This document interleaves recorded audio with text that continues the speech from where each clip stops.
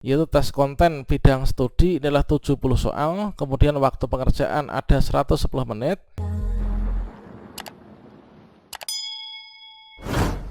Menjelang pelaksanaan seleksi akademik PPG dalam jabatan tahun 2023, pada video ini kita akan memberikan update informasi terbaru, yaitu 3 bentuk soal dan juga alokasi waktu subtesnya.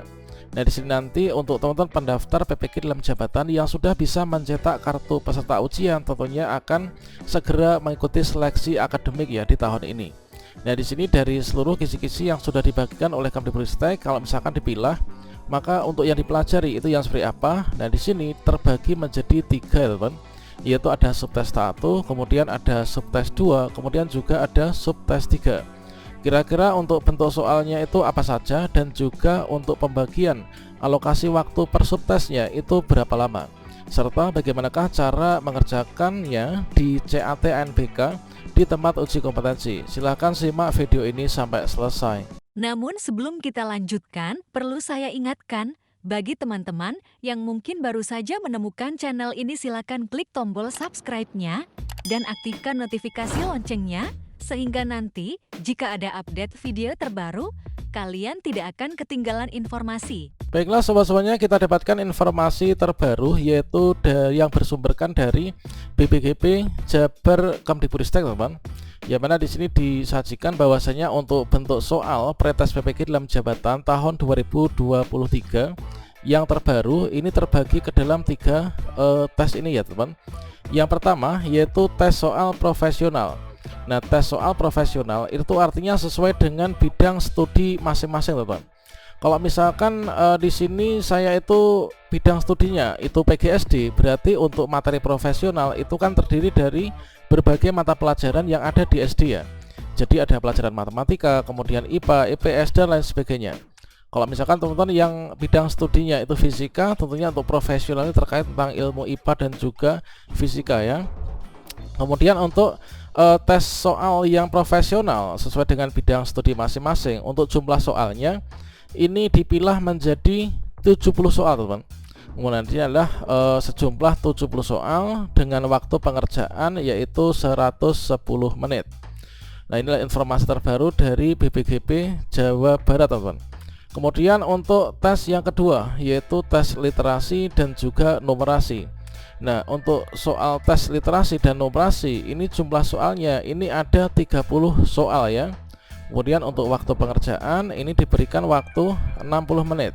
Tentunya teman-teman bisa membagi ya. Kalau misalkan jumlah soalnya sekian, nanti untuk waktu sekian, berarti untuk mengerjakan soal ini maksimalnya kita itu harus mengerjakan soal dalam waktu berapa menit untuk tiap butir soalnya. Kemudian untuk yang ketiga yaitu tes pedagogik ya. Pedagogik nanti adalah sama untuk semua bidang studi, yaitu ada 20 soal untuk tes pedagogik. Kemudian untuk waktu pengerjaan ini ada 30 menit teman.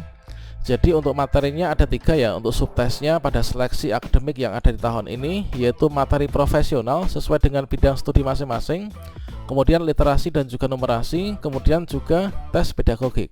Terkait tentang kisi-kisinya seperti apa, silahkan teman-teman cek di kartu video ini ya. Kalau misalkan di sana itu kisi-kisinya masih tertuliskan 2022 itu nggak masalah, yang penting kita pelajari saja.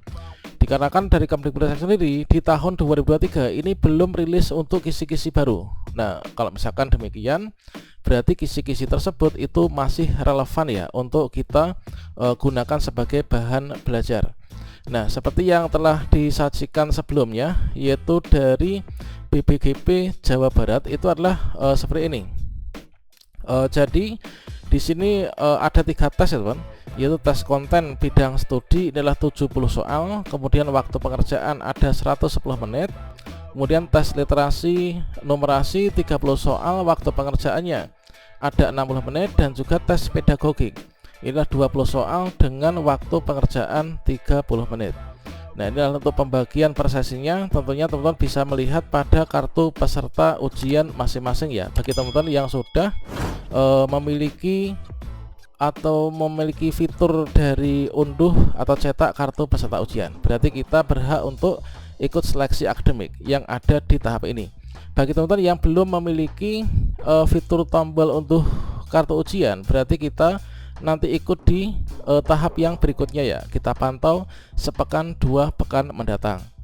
Dan selanjutnya, kira-kira bagaimanakah cara untuk mengikuti atau mengerjakan soal seleksi akademik PPG dalam jabatan di tahun ini? Tentunya adalah menggunakan CAT NBK Pusmendik ya teman.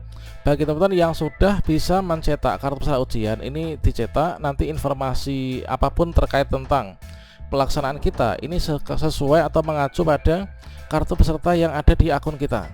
Nah, kita mengerjakan di depan komputer yang disediakan oleh Proctor ya, dari tempat uji kompetensinya. Berikutnya di sini nanti akan ada menu login. Nah, berikutnya di sini nanti teman-teman setelah datang ke tempat uji kompetensi, maka akan diberikan kartu informasi login ya. Nah, kartu informasi login akan dibagikan oleh Proctor dari tempat uji kompetensi tersebut, yang berisikan username dan juga password. Nah, setelah teman-teman memasukkan username dan juga password yang ada di sini, kemudian teman-teman bisa klik login. Nah, inilah bagi teman-teman yang sudah mencetak kartu peserta ujian atau sudah ada tombol unduh kartu peserta ujian. Dan kemudian berikutnya di sini nanti kita akan diminta untuk melakukan konfirmasi data peserta. Kita cek kembali untuk data-data kita, atau nanti kalau misalkan diminta untuk memasukkan data manual, maka kita masukkan data sesuai dengan KTP dan juga sesuai dengan kartu ujian yang kita bawa. Nah, 2 dokumen penting yang wajib kita bawa pada saat kita datang ke tempat uji kompetensi itulah kartu peserta ujian yang kita unduh dari SIM PKB. Yang kedua itu adalah kartu tanda penduduk ya, nanti untuk keperluan verifikasi teman-teman. Nah, setelah kita melakukan konfirmasi, berikutnya nanti kita bisa klik selesai ya, atau lanjutkan. Dengan demikian kita nanti akan diarahkan menuju ke halaman berikutnya, yaitu konfirmasi tes. Ini adalah untuk konfirmasi tes terkait tentang subtesnya nanti seperti apa. Kira-kira tampilannya adalah seperti ini.